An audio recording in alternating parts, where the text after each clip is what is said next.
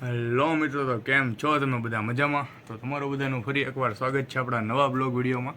તો હવે આજે આપણે ડમ્બેલ તૂટી ગયા છે, એટલે પાછા હવે કસરત કરવા માટે જોશે તો ખરા, એટલે પાછા આપણે બનાવવાના છીએ. તો ચાલો ઘા બધી સામગ્રી ભેગી કરી લીધી છે, તો બનાવી નાખીએ.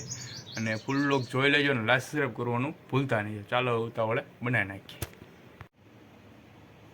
તો મિત્રો આપણે ડમ્બેલનું બધું તૈયાર કરી નાખ્યું છે બનાવવાનું. હાલો આપણે ઘા બનાવી નાખીએ. તો આ સિમેન્ટ છે ને, સિમેન્ટ તેનો માલ કરીને પાણા નાખી દે છે અંદર, બરોબર છે.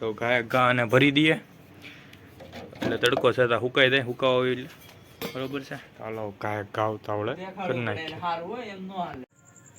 તો મિત્રો જો આપણે હવે ડંબે તૈયાર કરી નાખ્યા છે અને પ્લાસ્ટિકમાંથી કાઢી નાખ્યા છે. આખો દી સુકાવા દેવા પડ્યા હતા, એટલે કે બ્લોગમાં પાછું નહોતું જોડાવાનું, બરોબર છે.